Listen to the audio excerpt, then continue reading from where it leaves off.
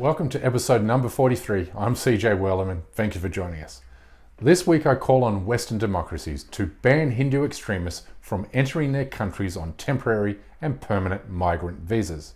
But first, a quick reminder to click on the subscribe button below so you don't miss out any future episodes. Now let's get into it. There are 2.7 million Indian migrants living in the United States, 1 million in Canada, 1.4 million in the UK, 1.2 million in Europe, and 700,000 in Australia. And it goes without saying that Indian migrants have enriched and bettered their host countries, bringing with them their unique warmth, vibrant culture, and vivacious spirit. And there's no doubt whatsoever that my country of birth, Australia, would be much poorer without them. But that said, we cannot ignore the cancer that has infected the minds of millions of Indians, one that not only threatens the survival of India as a secular democratic state, but also the survival of India's religious minorities. That cancer is the Hindutva ideology, which is constructed on the perverted ideals prescribed by Germany's Nazi Party and other fascist European movements of the previous century.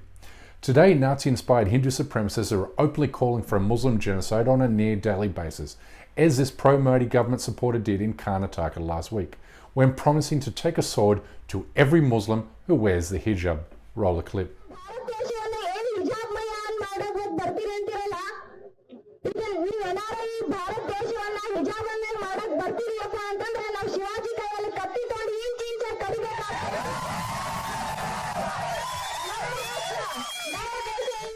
These calls are now being echoed by actual members of the Indian government, including a BJP parliamentarian in Uttar Pradesh who said last week that Muslims should be stripped of their voting rights and be made second-class citizens.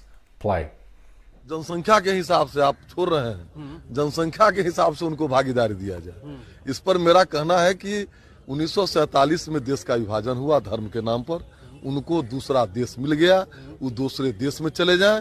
अगर यहाँ रह रहे हैं तो मैं सरकार से मांग करता हूँ कि उनके वोटिंग राइट को समाप्त कर दिया जाए और वो दूसरे स्तर के नागरिक बनके भारत में रह सकें। This kind of hateful and divisive rhetoric has not only produced a year-on-year upward surge in anti-Muslim hate crimes, but also attacks against religious minorities far beyond India's borders. For instance, this week, the director of the Hindu Council in the United Kingdom, a man who describes himself as a supporter of the Hindutva ideology, called Islam, quote, a violent religion and Muslims, quote, evil. Incredibly, this is a man who was awarded an OBE from the Queen for his interfaith work. It's unbelievable. But this is the problem. For far too long, these Hindu extremists have gone unnoticed within their migrant Indian communities, which is why we must shine a light on this growing scourge. Look, a few months ago when I spoke with the president of a Sikh charity organisation, Turbans for Australia, he told me the Sikh community in Australia had never had any issues with their Hindu Indian compatriots. That is until the Modi regime and its Hindu nationalist allies weaponised hatred against Sikhs during the farmers' protest movement last year. He told me how Hindu migrants in Australia sent him a series of death threats, including one who called on his cell phone saying, and I quote, "Modi is our God. If you don't shut up, we will teach you a lesson. We will tie you up and burn you to death," end quote. And just weeks after he received this threatening call, a group of Hindu extremists carried out an ambush attack on several Sikh men in Sydney. Roll it. They bashed all the car from every side. Anyone could get killed. All of this was captured on security camera. The four men inside managed to get away but were followed, and their car attacked again around the corner. Every window smashed and panel dented, causing an estimated $10,000 damage. What's concerning, though, is that these men allege they were targeted because of their beliefs. Part of Sydney's Sikh community, there have been growing tensions and fights between them and Indian government supporters over farming laws back home. This attack prompted a member of the New South Wales State Parliament to speak out against the threat emerging from right-wing Hindu nationalists among Sydney's Indian migrant population. Notably, he says he has never seen a single report of violence come from any other part of the political or religious spectrum within the Indian community. Watch. But sometimes being the champion of harmony in the community involves naming and calling out extremist elements that are tearing down that harmony in the community. And general platitudes may not be the best response if the violence and the aggression is coming from a known source, Minister. Do you accept that? But even more alarming is the way in which bona fide Hindu terrorist organisations have infiltrated Western democracies almost completely unnoticed. For instance, the Australian government doled out more than $100,000 in taxpayer money to Vishwa Hindu Parishad, or VHP, last year, despite the group being identified by the CIA as a religious militant organisation. I mean, the question couldn't be more obvious. Why on earth is Australia funding a militant Hindu organisation? Well, it's because of this. Western democracies, which have dedicated so much of their resources to combating militant Islamic groups during the past 20 years, are asleep at the switch in identifying their militant Hindu counterparts. In fact, Australia's largest state tasked VHP with contributing materials on India and Hinduism for their school textbooks. This is completely and utterly bonkers, given Australia is a predominantly Christian country and given VHP deliberately fuels violence against Christians in India by falsely accusing them of serving Western colonial interests and forcibly converting Hindus to Christianity. And it was VHP that led nationwide attacks against Christians and churches in India during last year's Christmas celebrations. Go. You're watching Reality Check. Tonight we focus on a spate of hate crimes targeting India's Christians. The epicenter is BJP-ruled Karnataka, which has seen at least 5 such attacks or acts of aggression in the past 3 months across the state.